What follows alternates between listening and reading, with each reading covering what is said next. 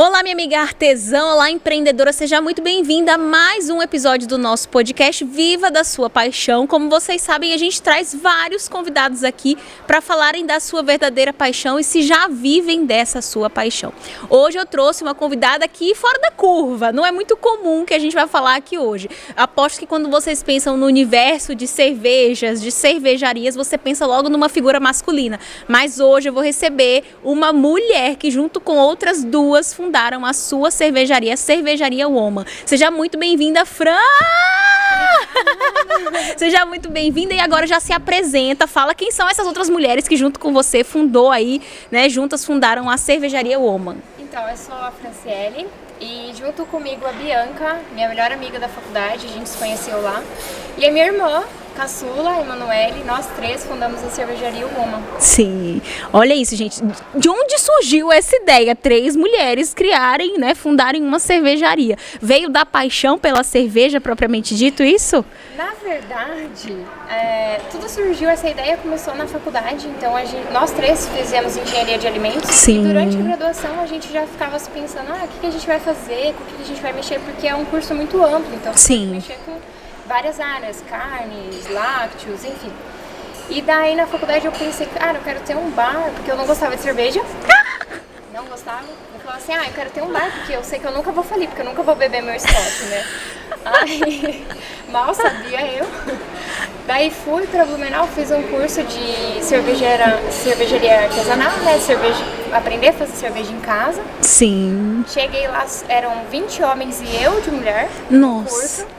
E todos eram mais de idade, que estavam buscando hobby. Sim, eu já percebi esse movimento de muitas pessoas mais velhas que querem fazer como hobby mesmo, e a cerveja já é uma paixão e aí aprendem para fazer em casa. Não era o seu perfil, você super nova, a única mulher. Lá, e eles ficavam assim, mas o que você está fazendo aqui? Daí eu, gente, eu quero trabalhar com isso, e meu pai acreditou em mim, ele falou, vai lá, faz o curso dele. Eles falavam assim, então por que seu pai não veio? Porque ele não tem interesse, ele só quer beber. Boa!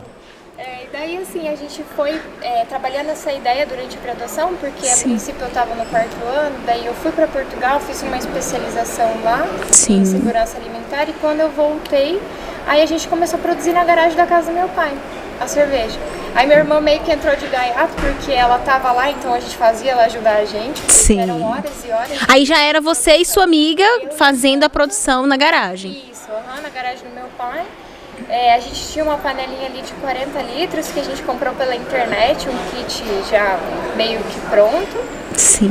E daí meu pai investiu no fermentador, ele falou assim, não, se a primeira de vocês ficou gostosa, então eu quero ver o que vem por aí, né?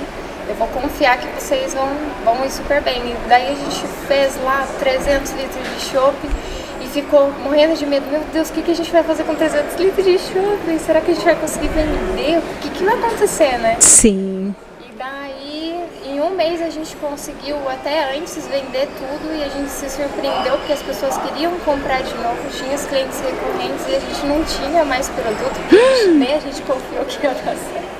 Olha, a demanda veio e vocês também não estavam preparadas para a demanda que surgiu, nossa. Não, porque a princípio era uma coisa que começou em casa, a gente não tinha a gente na verdade até hoje nunca teve esse negócio de, eu quero crescer e virar uma grande indústria. Sim. A gente não quer, a gente quer, viver bem, trabalhar com isso que é o que a gente ama. Sim. Conhecer as pessoas, conversar sobre cerveja, porque é um ramo assim que está crescendo no Brasil. Muito, né? Muito. Antes a gente falava até de harmonização com vinhos, hoje a gente já tem com cerveja, a gente vê sommelier de cerveja também. Sim. Então é um ramo novo, só que tá caminhando, Nossa, mas eu gostei quando eu vi o Instagram de vocês, de cerveja produzidas, né, exclusivamente por mulheres. Isso aí já é uma coisa incomum. Então eu fiquei muito curiosa, falei, não, preciso chamar essas meninas para virem aqui, contar de onde surgiu essa ideia, se já era, e acho que a faculdade que vocês fizeram, né, todas fizeram o mesmo curso, isso já, dali você pensou em qual era o próximo caminho, o que eu vou fazer agora com essa formação. Então não é também uma escolha tão óbvia, né, você poderia ter ido para vários caminhos, ter feito várias escolhas, desde trabalhar em outra indústria, trabalhar em outras empresas, mas vocês quiseram, sempre teve isso de ser dona do próprio negócio, ou também foi meio que sei lá, foi uma consequência desse movimento todo aí? Então, Na verdade, eu já tinha trabalhado, desde os 16 anos trabalhava de CLT, então já conhecia um pouco, só que eu fiz já curso de administração, então já tinha essa pretensão. Sim. Quando eu tinha, 13 anos, eu vendia doce, porque a gente morava num prédio, aqui em Foz mesmo, e daí eu vendia doce para os outros coleguinhas, então já tinha essa predisposição para empreender. Sim, já tinha uma veia empreendedora ali, minha gente. Isso. E daí meu pai também sempre quis investir em alguma coisa, e daí a gente, tá, mas vai fazer o quê? O que a gente vai fazer da vida? É que assim, aqui em Foz é muito precário para nossa área, né, para engenharia de alimentos. Então, se eu fosse querer ficar aqui, dificilmente eu ia achar algum emprego na minha área. Eu ia ter que sair de Foz. E daí a gente começou assim, vamos ver se dá certo, vamos tentar. Se a gente não tentar, a gente nunca vai saber. E daí foi que a gente começou a fundar a empresa, então a gente foi tomando consciência do que era, porque fazer cerveja é uma coisa, é fácil pra gente, né? Não que seja fácil, qualquer um vai lá e faz. Mas como a gente tinha todo o embasamento teórico da faculdade, a gente conseguiu fazer e ter um padrão, né? Agora, trabalhar com o resto, que é o financeiro, administrativo, legislativo, as pessoas, vendas, isso era o mais difícil. Que é por isso que eu perguntei, porque muita gente esbarra nessa barreira e não segue. Do tipo, até ama fazer alguma coisa. Muitas que assistem que é o artesanato, tem gente que é confeitaria, gosta de fazer doces, bolos, enfim. Mas que quando chega nesse lado do negócio, que não é só o saber fazer aquele produto, mas vender, fazer gestão desse negócio, cuidar de todas as áreas que uma empresa precisa para se sustentar no longo do tempo, aí é onde muitas empresas nascem e morrem já, né? Antes mesmo delas crescer. Sim, e pra gente é assim também, só que igual hoje a gente vê, no começo era mais eu e a Bianca, porque a Manu ainda estava terminando a faculdade, então ela não ficava aqui, né, ficava mais no Rio de Janeiro. Então a gente no começo fazia tudo junto. Uma ia produzir, a outra ia produzir junto. Uma ia numa entrevista, a outra ia junto. Tudo a gente fazia junto. Daí a gente começou a perceber que a gente estava fazendo metade de cada coisa. Sim.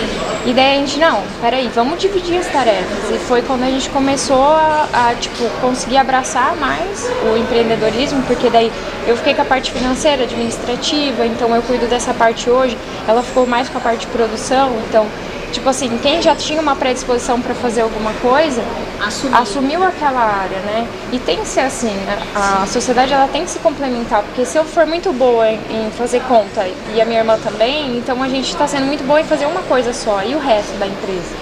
Então precisa disso, de alguém aqui, alguém ali, alguém lá, que faça o conjunto todo dar certo. Sim, concordo. E quais, vocês devem ter enfrentado muitas dificuldades, principalmente no início, mas quais dessas dificuldades você gostaria de compartilhar aqui? Porque às vezes não é da mesma área que você, mas pode esbarrar, né, em alguma... Muito obrigada, gente. Esse podcast de férias está chique demais. Muito obrigada, viu? Pra quem não conhece ainda... Gente, muito obrigada. Esse é, assim, álcool? Só um minuto já, gente, que eu tenho que constar. Pausa no podcast.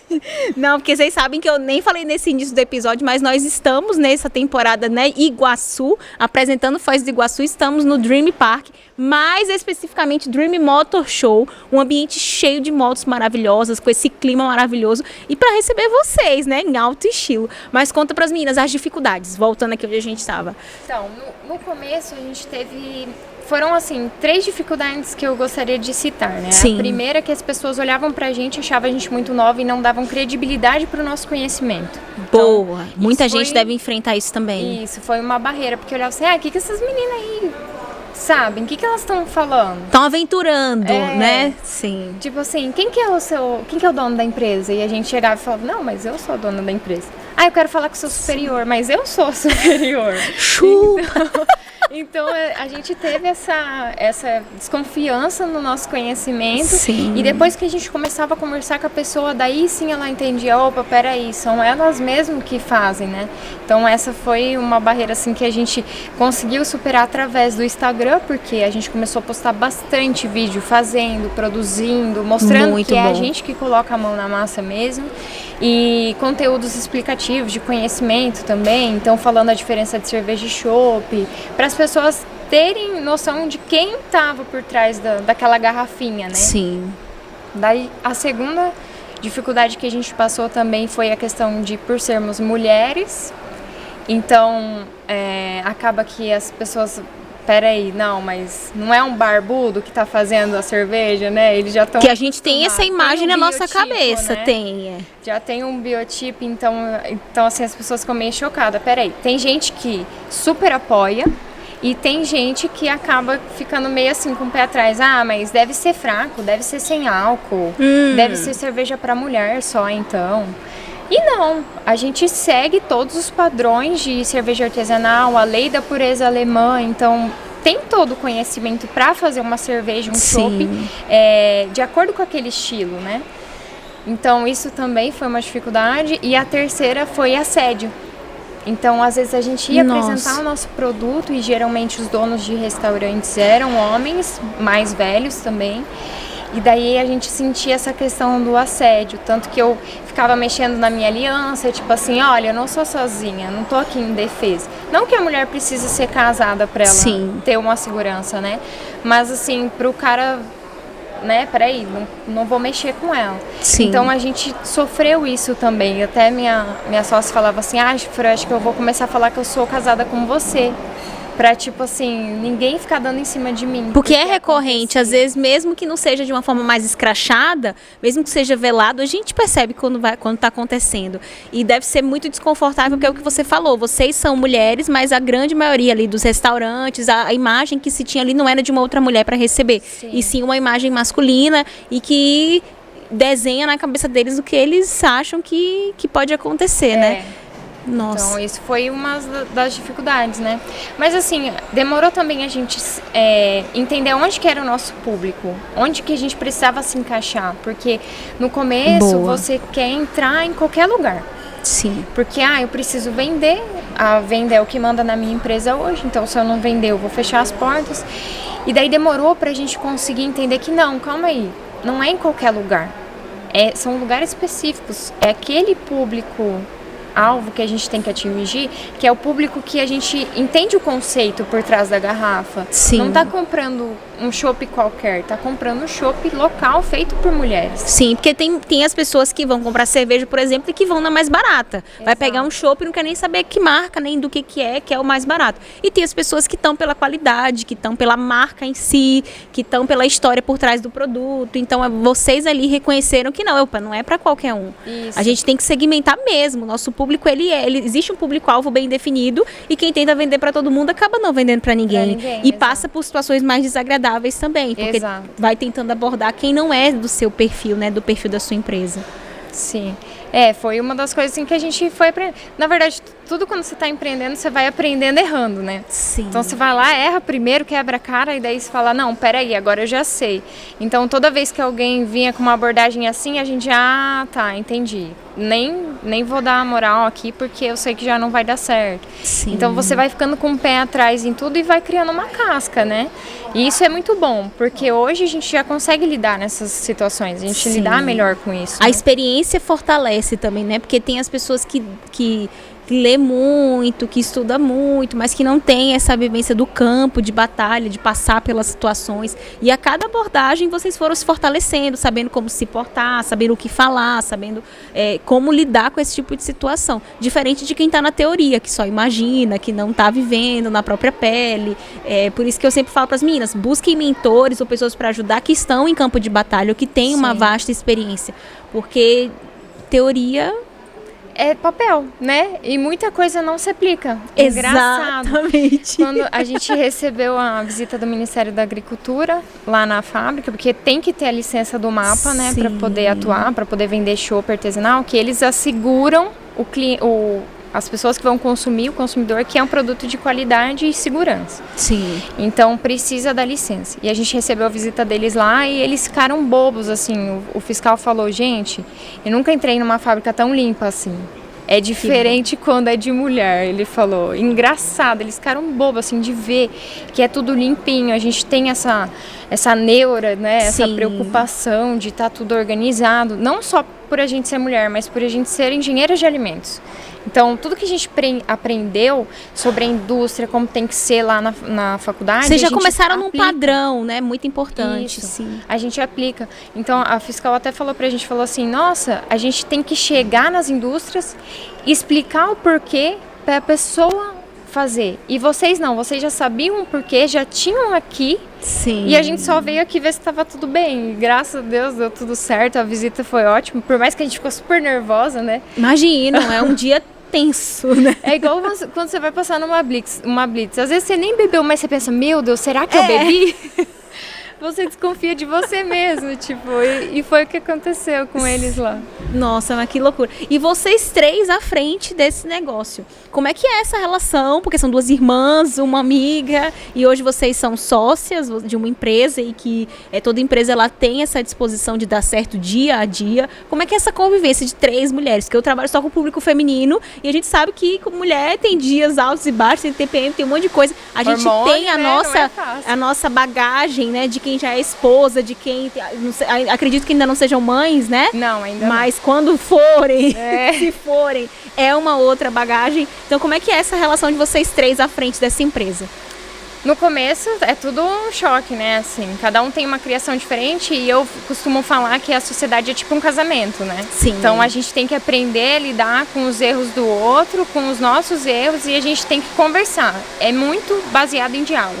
Sim. Então no começo a gente já estipulou isso, olha, vamos fazer uma reunião semanal para a gente conversar o que aconteceu na semana anterior, ver o que a gente pode melhorar, o que cada uma tem para levantar, né? E dar de ideia e falar. Então, assim, a gente busca esse diálogo e todas serem ouvidas. Porque não adianta nada eu falar pra ti, você virar as costas e fazer a mesma coisa que você estava fazendo, que eu acabei de te falar que me incomoda. Então, isso não vai dar certo lá na frente. Por isso que a gente busca conversar toda semana, alinhar o que a gente tem que fazer, montar um planejamento também estratégico, porque a gente sabe que a empresa...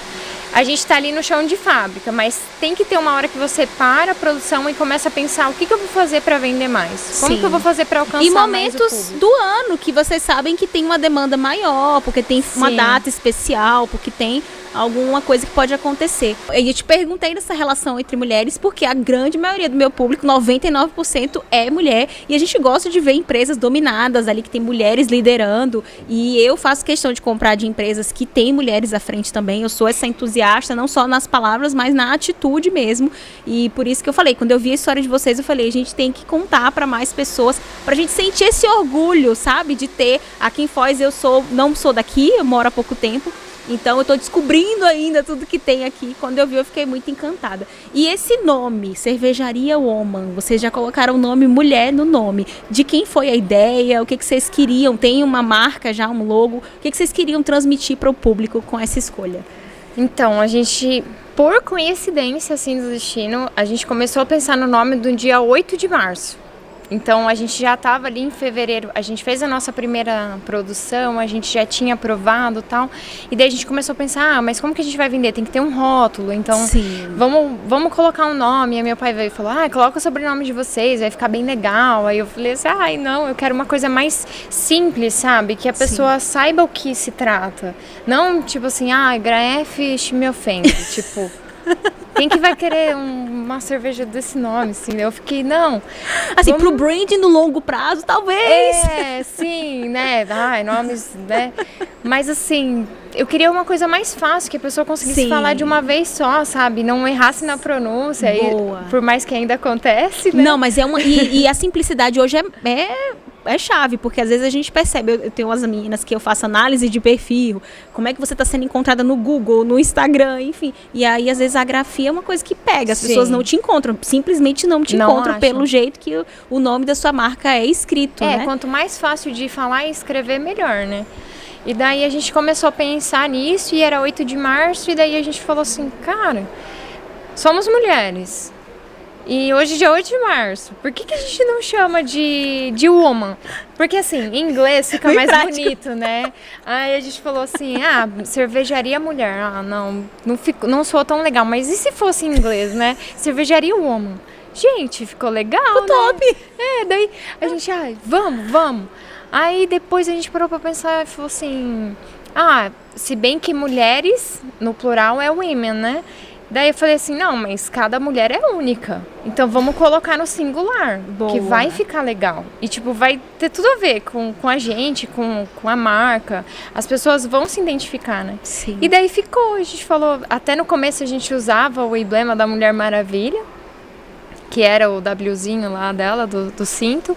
E daí, com o tempo, a gente foi criando uma identidade um pouquinho diferente, mas ainda assim as pessoas associam, vocês são as Mulheres Maravilha. Sim. Então, às vezes chega cliente lá e fala assim, que é só chopp feito por mulher, não sei o que, cadê as Mulher Maravilha? Daí a gente vai, conversa. Isso é muito bom do público conhecer a história e associar, ter essas imagens na cabeça delas de feminino, de umas, né? É o diferencial de vocês, não tem jeito. Sim. A qualidade de cerveja é incrível, mas tem várias cervejarias com qualidade também. Então, Sim. esse é um grande diferencial que vocês têm, né? É o que eu falo, eu costumo dizer, cerveja boa tem em muito lugar.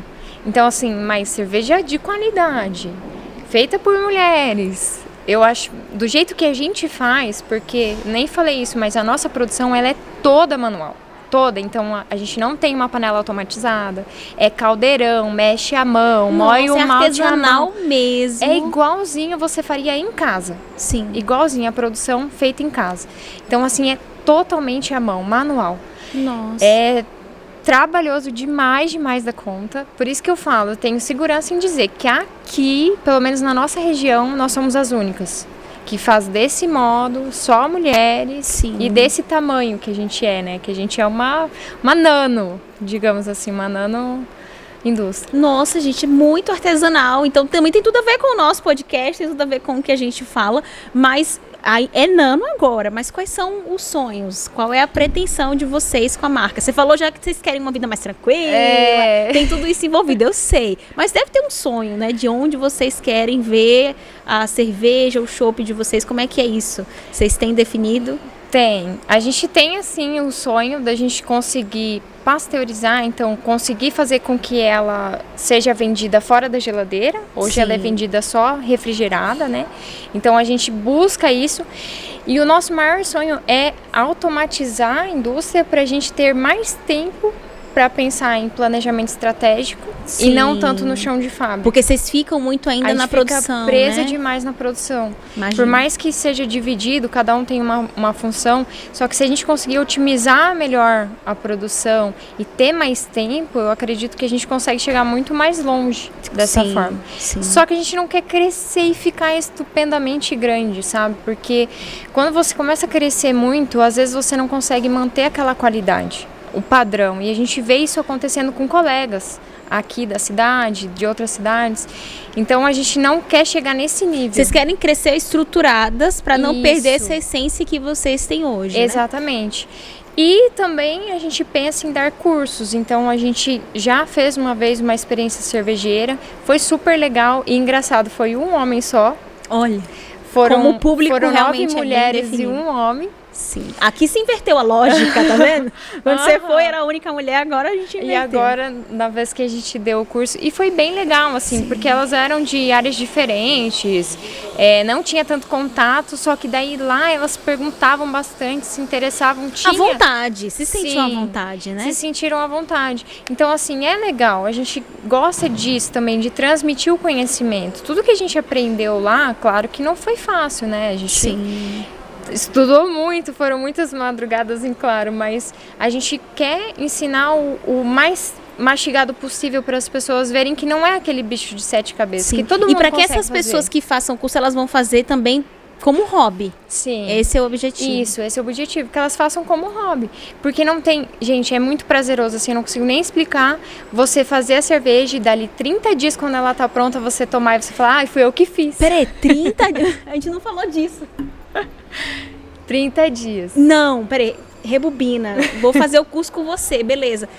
Eu só vou beber 30 dias.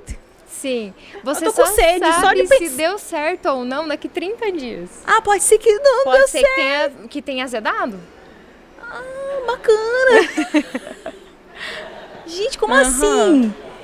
É assim. Você consegue falar um pouquinho para quem tá assistindo o que seria essa produção e esse tempo de 30 dias, o que acontece nesses 30 dias? Sim. Então a produção começa assim. Chega o malte que é a cevada maltada. Sim.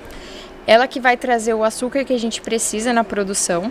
Então eu vou fazer a moagem desse malte num tamanho específico, que eu não posso destruir todas as cascas, porque as cascas vão servir de filtro lá na frente. Então tudo é muito importante, são vários passos pequenininhos que lá na frente vai ter alguma importância específica.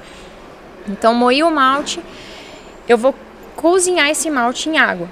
Então a cerveja ela é 90% água. Eu preciso de uma água de qualidade, então o mais importante hoje é a minha água. Claro que todo o resto importa, mas se a água não for de qualidade, ela não for potável, ela não tiver os sais corretos, ela não tiver o pH certo, a cerveja vai ter alguma característica que não vai ser o ideal para o estilo. Então tudo isso a gente tem que buscar para saber o que você quer produzir. Então eu vou lá, coloco o malte na água já a 64 graus, 65 graus, deixo por 1 hora esse malte ali, para que as enzimas presentes no malte, elas quebrem o açúcar, porque o açúcar do malte é um açúcar gigantesco. E as leveduras, que são os micro-organismos que vão transformar esse açúcar em álcool lá na frente, na fermentação, elas não comem esse açúcar grande, elas só comem os açúcares pequenininhos. Sim, entendi. Então a enzima vai lá, quebra esse açúcar grande em açúcares pequenininhos, para lá na frente a levedura comer. E durante essa 1 hora fica agindo ali, em 65 graus Celsius. Depende, tem algumas cervejas que é em temperaturas um pouquinho diferentes, mas não foge muito desse range. Depois dessa 1 hora, você sobe a temperatura para 78 graus e daí isso inativa as enzimas e você vai ter um filtro embaixo da panela, né? Tem uma panela, tem um filtro, todo o grão vai ficar retido aqui no filtro e vai passar só esse chá de malte. Sim. O chá de malte ele vai ser fervido por 1 hora, daí que entra o lúpulo. O lúpulo ele é uma plantinha que ele vai trazer aroma e amargor para a cerveja. Então, depende de cada lúpulo, você vai ter um aroma diferente e um amargor diferente também. E a quantidade é muito importante. Então, se eu quero extrair amargor, eu adiciono no começo da fervura. Se eu quero extrair aroma, eu adiciono no final da fervura.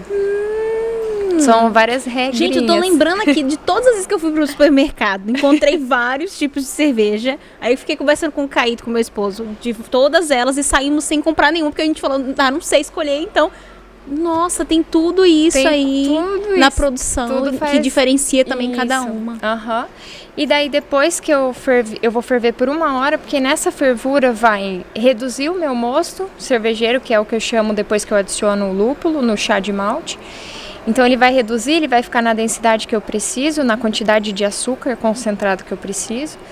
E ele também vai esterilizar. Então qualquer micro-organismo que podia vir a causar algum dano à saúde do consumidor ali vai morrer nessa esterilização. Depois eu resfrio ele na temperatura ideal para eu inocular a levedura. Porque a levedura ele é um ser vivo. Então ela tem tudo que pode estressar ela. Você tem que cuidar dela como se fosse um bebê. Nossa. Ela tem a temperatura ideal de fermentação, ela tem o pH ideal, ela tem o açúcar ideal, então tudo assim.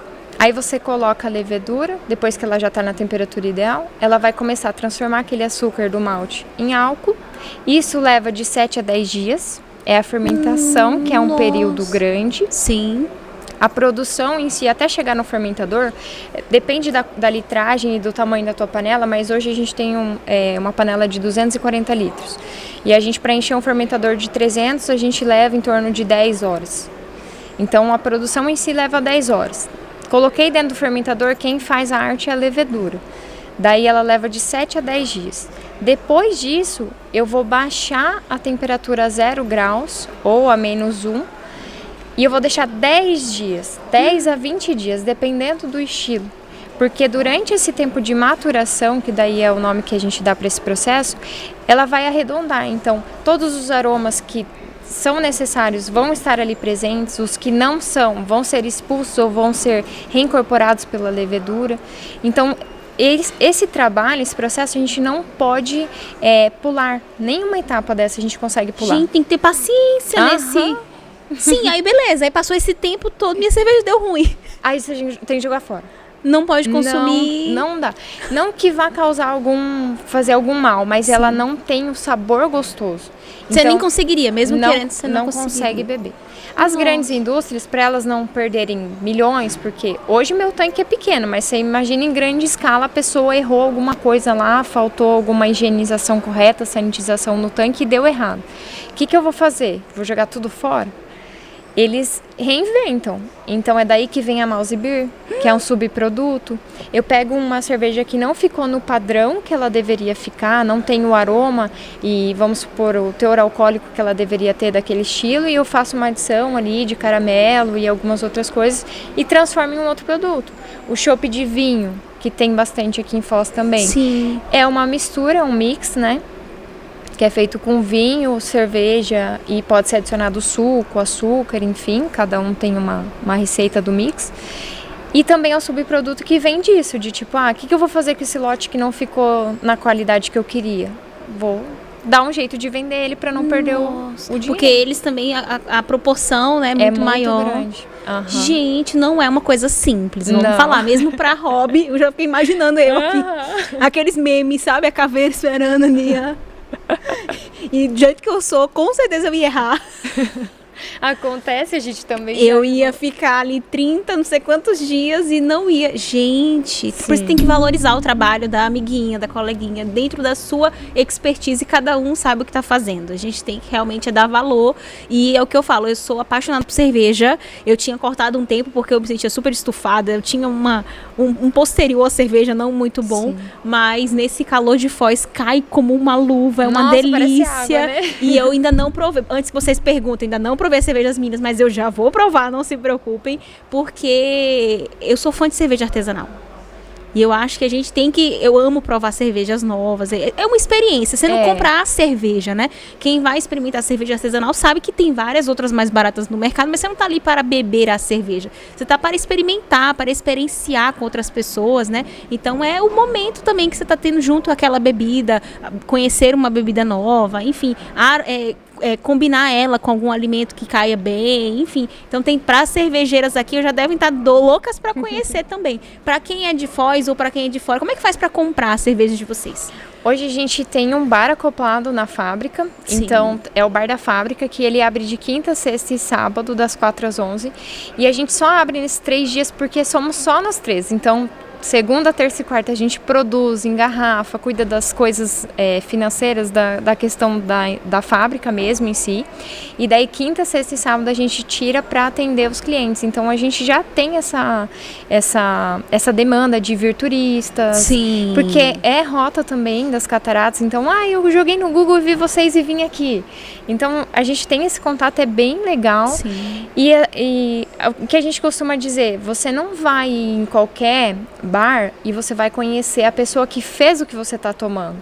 E lá você tem esse contato, então a gente percebe que as pessoas que vão lá, elas vão para conversar com a gente. Sim. Então a gente não é só que já é muita bebida, mas não é só o beber, é também conhecer a história, ter acesso a quem produz, né? Isso, então tem esse diferencial de você ter acesso a gente conversa, a gente gosta também de conversar, né? Às vezes troca experiências, então já vieram cervejeiros de outros lugares porque viram. Sim, fora quem já é da área, né? Que aproveita a rota, já tá por aqui, quer conhecer, quer contar a sua experiência também, né? E daí a gente troca esses feedbacks também pra gente entender, porque chega uma hora que você tá tão focado ali fazendo aquilo que você tá fazendo mais do mesmo que você já faz, e que você para com a percepção do resto, né, do mundo. Então, às vezes quando eu viajo eu penso assim, eu quero ir numa cervejaria, eu quero tomar a cerveja local de lá, porque eu quero ver o que o pessoal tá fazendo de diferente, entendeu? Então, tem que ter esse contato externo também da fábrica, a gente tem que tomar todas as cervejas. Então, se você me perguntar, já tomou aquela? Já,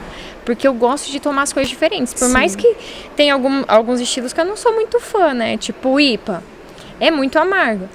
Eu não gosto muito. Agora uma Stout, que é uma cerveja um pouco mais puxada para o café gelado, que também é carregada em amargor, mas é mais do tostado do malte, já é uma coisa que me agrada mais. Então, quando eu vou em algum lugar, eu busco tomar os estilos que a gente já produz. Sim. para conhecer. E isso que acontece lá na cervejaria. Os cervejeiros caseiros vão até a gente para provar e falar, eu fiz uma dessa também, ficou assim, assim, assado. Nossa, então, essa troca enriquece os dois lados, né? Sim. E eles acham curioso serem 3 mulheres também, esse universo do jeito que é. Nossa, eu tô encantada, gente. Muitos homens, eles vêm, super apoiam, falam assim, nossa, que legal, parabéns. Então, a gente tem até esse contato com clientes, né? Por exemplo, tem alguns clientes que são recorrentes. Esses dias a gente postou lá no Instagram que a gente estava com alguma dificuldade com um manômetro, que é uma ferramenta lá do cilindro, e um cliente falou assim, eu vou ir ajudar vocês. Então, assim, a gente é muito grata que as pessoas, elas veem a gente e elas querem ajudar de alguma forma, sabe? Ser útil de alguma forma. Então, isso é muito legal, a gente tem um carinho muito grande pelas pessoas.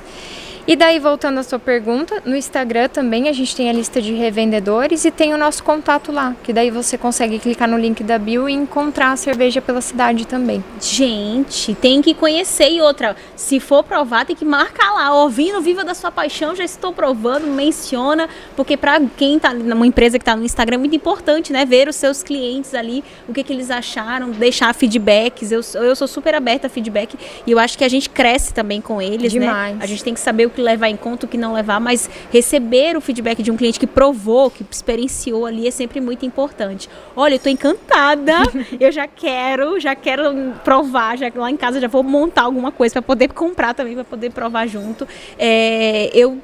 Vocês têm a visão de sucesso de vocês. Eu espero ver vocês muito mais longe. Toda empresa que ela tem energia feminina, principalmente depois na pandemia, é tudo que o mundo está precisando, porque existe esse carinho, existe esse comprometimento, existe essa entrega, e que é muito superior ao feminino. O feminino, existe a energia feminina e masculina, todos nós temos, mas é essa energia feminina que vai salvar o mundo, eu não tenho uma menor dúvida.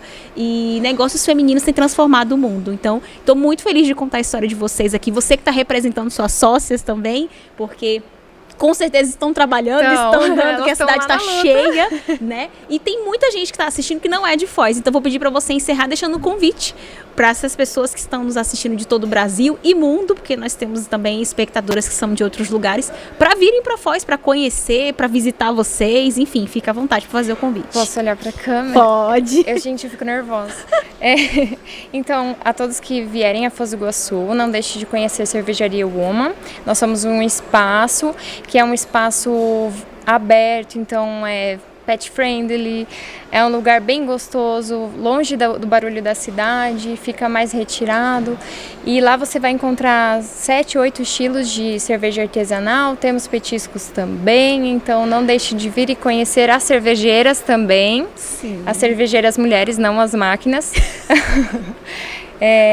E eu fico muito feliz do convite da Thalita também, da gente poder aparecer aqui, contar um pouquinho da nossa história, porque é sempre muito válido. Às vezes tem alguma pessoa passando por uma dificuldade igual a nossa, que a gente passou lá atrás, e talvez alguma palavra vá ajudar ela a superar. Então a gente fica muito feliz de contar essa história e que as pessoas apoiem a gente também, né? É muito gratificante. E você falando agora, acho que é a lição maior que você deixa, não é nem se tem alguém passando pela mesma situação, mas tem pessoas que têm uma paixão e que acham que não é para elas, e que não, mas isso não é comum, não tem mulheres fazendo, ou será que vai dar certo? Então vocês acreditaram nisso, começaram com o que tinham, começaram a produção na garagem, fazendo com tudo que vocês tinham à disposição, e foram crescendo aos poucos, como toda empresa que cresce com responsabilidade. Então eu tenho certeza que vai inspirar muita gente a fazer alguma coisa ali, um sonho antigo que está ali guardado, e de repente vai tirar aí do coração, vai tirar da gaveta e vai trazer para a prática. Então muito obrigada pela história de vocês. Quero dizer para todo mundo que vocês sigam lá para acompanhar o crescimento dessa empresa também, e não percam os próximos episódios, que a gente vai trazer muita gente legal aqui de Foz do Iguaçu. Beijo, muito obrigada e até o nosso próximo episódio.